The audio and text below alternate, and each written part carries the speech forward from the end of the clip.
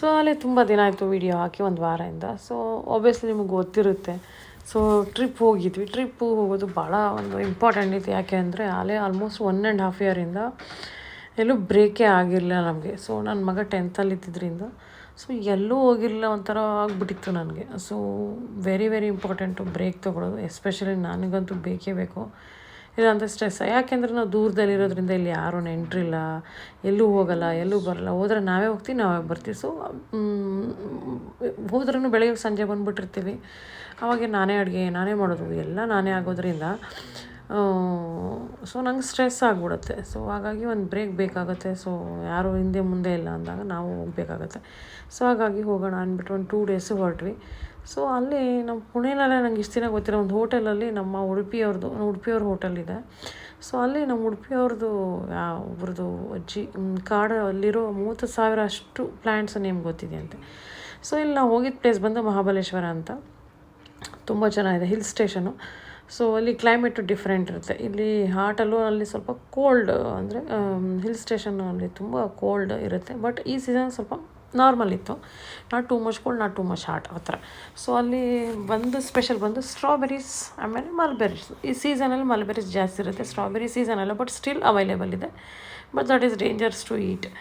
ಅದು ತಿಂದಾದಮೇಲೆ there is lot thing that happen. But mulberry ಅಂತ ಸಕ್ಕ ಸ್ವೀಟ್ ಇತ್ತು. ತಿಂದೆ ಅದರಲ್ಲೇ ಎಲ್ಲ ತುಟಿಗೆಲ್ಲ ಲಿಪ್ಸ್ಟಿಕ್ ಆಗೋದು. ಒಂಥರ ಟಯರ್ಡ್ನೆಸ್ ಥರ ಆಗ್ತಾಯಿದೆ. ಸ್ವಲ್ಪ ಪೀರಿಯಡ್ಸ್ ನಾಳೆ ಇವತ್ತು ಬರೋ ಥರ ಇದೆ. ಸೊ ಹಾಗಾಗಿ ಸ್ವಲ್ಪ ವೇರಿಯೇಷನ್ ಆಗ್ತಾಯಿತ್ತು ನನ್ನ ಬಾಡಿನಲ್ಲಿ. ಸೊ ಅದಾದಮೇಲೆ ಅಲ್ಲಿ ಹೋದ್ವಿ ರೂಮ್ಗೆ ಹೋದ್ಮೇಲೆ ಒಂದೊಂದೇ ಸ್ಟಾರ್ಟ್ ಆಯಿತು.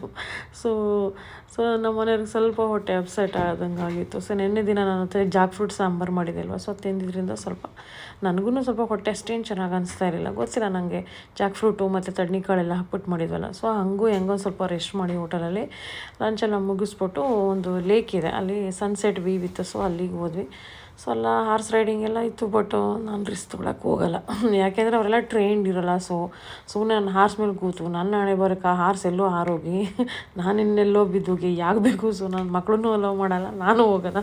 ಸೊ ಎಲ್ಲಿ ಸೇಫ್ ಇದೆ ಅಲ್ಲಿ ಮಾತ್ರನೇ ನಾನು ಟ್ರೈ ಮಾಡ್ತೀನಿ. ಸೊ ಅದಾದಮೇಲೆ ಲೇಕಲ್ಲಿ ಸನ್ಸೆಟ್ ವ್ಯೂ ತೊಗೊಂಡ್ವಿ. ತುಂಬ ಚೆನ್ನಾಗಿತ್ತು. ಲೇಕ್ ವ್ಯೂ ಅಂತೂ ಸಖತ್ತಾಗಿತ್ತು, ತುಂಬ ಚೆನ್ನಾಗಿತ್ತು, ಒಂಥರ ಶಾಂತವಾಗಿತ್ತು. That was a best place. ಈ ಟ್ರಿಪ್ಪಲ್ಲಿ ನನಗೆ ಅನುಭವ ಆಗಿದ್ದು ಅಂತಂದರೆ ನೋಡಿ, ಅದರೊಂದು ಹನುಮಂತ ಟೆಂಪಲ್ಲು ಓಲ್ಡ್ದಿದೆ. ಸೊ ಇದೆಲ್ಲ ರೈನಿ ಸೀಸನಲ್ಲಿ ಫುಲ್ಲು ಫ್ಲಡ್ಡಿಂಗ್ ಆಗೋಗುತ್ತೆ, ಫುಲ್ ಮುಳುಗೋಗುತ್ತೆ. ಸೊ ಇದೆಲ್ಲ ಏನೂ ಕಾಣಿಸೋದೇ ಇಲ್ಲ.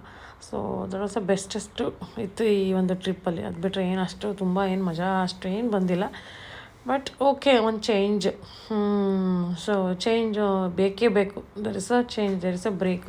ಇಲ್ಲ ನೀವು ಅಪ್ಪ ಅಮ್ಮನ ಮನೆಗೆ ಹೋಗಿ, ಇಲ್ಲ ಅತ್ತೆ ಮಾವನ ಮನೆಗೆ ಹೋಗಿ, ನೆಂಟರ ಮನೆಗೆ ಹೋಗಿ, ಎಲ್ಲರೂ ಹೋಟೆಲ್ ಒಂದು ಕಡೆಗೆ ಹೋಗಬೇಕು, ಅಥವಾ ಎಲ್ಲರೂ ದೇವಸ್ಥಾನಕ್ಕೆ ಒಂದು 2 ಡೇಸು ನಿಮ್ಮ ಮನೆಯಿಂದ ನೀವು ಹೊರಗಡೆ ಇರೋದು ಭಾಳ ಇಂಪಾರ್ಟೆಂಟು. ನನಗೆ ಗೊತ್ತಿಲ್ಲ, ಸೊ ಎಲ್ಲರೂ ಅದನ್ನೇ ಹೇಳ್ತಾರೆ. ಬಟ್ ನನಗಂತೂ ಅಷ್ಟು ಭಾಳ ಬೇಕನ್ಸುತ್ತೆ. ಅಟ್ಲೀಸ್ಟ್ ಇಯರ್ಲಿ ಟ್ವೈಸ್ ಎಲ್ಲರೂ ಹೋಗಿ ಬರಬೇಕು, ಇಲ್ಲಾಂದರೆ ಬ್ರೇಕ್ ಆಗೋಲ್ಲ.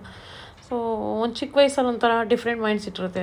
ಸೊ ಏನಾದ್ಮೇಲೆ ಒಂಥರ ಮೈಂಡ್ಸೆಟ್, 40+ ಆದ ಮೇಲೆ your mindset totally different. So I am experiencing that.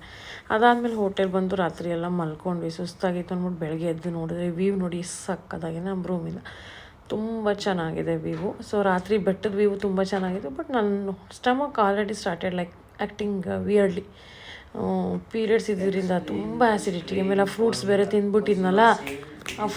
ತಿಂದಿದ್ನಲ್ಲ. So ಹಾಗಾಗಿ ತುಂಬ ಆ್ಯಸಿಡಿಕ್ ಆಗಿತ್ತು already. I was not comfortable. ಅದಾದಮೇಲೆ ಬೆಳಗ್ಗೆ ಎದ್ರೆ ಎಂಥ ಚಳಿ ಅಂದರೆ ವಿಂಟರಲ್ಲಿ ಚಳಿ ಇರುತ್ತಲ್ಲ ಆ ಥರ. This is summer and it is from 3 hours from Pune ಅಷ್ಟೇ. So but it is hill station, ತುಂಬ ಕೋಲ್ಡ್ ಥರ, ಜಾಕೆಟ್ ಹಾಕೋಬೇಕು ಅನ್ನೋ ಥರ ಆಗ್ತಾಯಿತ್ತು.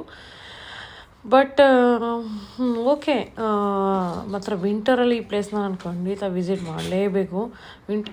ಎಷ್ಟು ವರ್ಷ ಆಗಿದೆ ಗೊತ್ತಾ ನಾನು ಪುಣೆಗೆ ಬಂದು? 20 ವರ್ಷ ಆಗಿದೆ.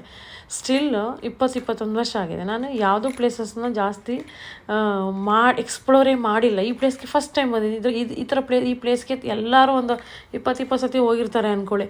ಸೊ ನಾನು ಫಸ್ಟ್ ಟೈಮು ನಂಗೆ ಬರೋಕ್ಕೆ ಆಗಿಲ್ಲ. ಅಷ್ಟೇ ನನಗೆ ಹೋಗೋ ಕ್ರೇಜ್ ಮೊದಲೆಲ್ಲ ಇರಲಿಲ್ಲ. ಪ್ಲೇಸಸ್ ಹೋಗಬೇಕು, ವಿಸಿಟ್ ಮಾಡಬೇಕು, ಈ ಥರ ಆಸೆನೇ ಇಲ್ಲ ನನಗೆ. ಬಟ್ ಹೋಗಬೇಕು, ನೋಡಬೇಕು. ಈಗ ಅನ್ಸೋದು ಎಲ್ಲ ಜಾಗಕ್ಕೆ ಹೋಗಬೇಕು, ನೋಡಬೇಕು. ಮನೇಲಿದ್ದು ಏನು ಮಾಡ್ತೀವಿ, ಏನೂ ಮಾಡಲ್ಲ, ವಿಸಿಟ್ ಮಾಡಬೇಕು ಅಲ್ವಾ. ನಾವು ಯಾವಾಗಿರ್ತೀವಿ, ಯಾವಾಗ ಹೋಗ್ತೀವೋ ಗೊತ್ತಿಲ್ಲ.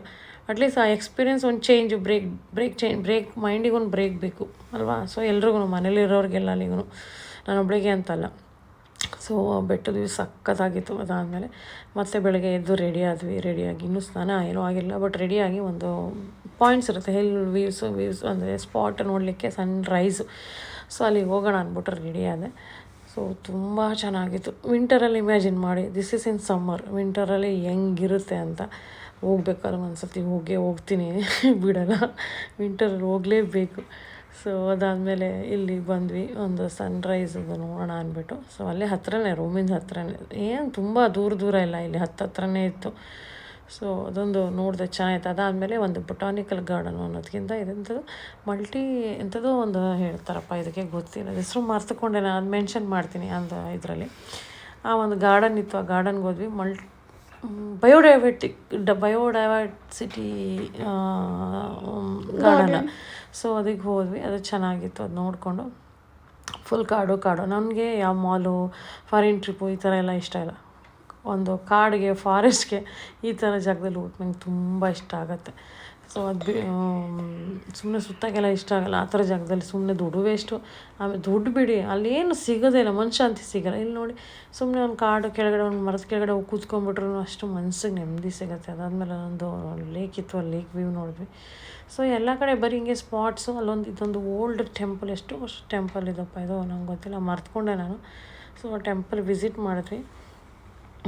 ಅದಾದಮೇಲೆ ಹೊಟ್ಟೆ ಹಸಿತು ಅಂತ ಊಟ ಮಾಡಿದೆ ನೋಡಿ. ಅದಾದಮೇಲೆ ನನ್ನ ಕತೆ ಫಿನಿಶು. ಊಟ ಆದಮೇಲೆ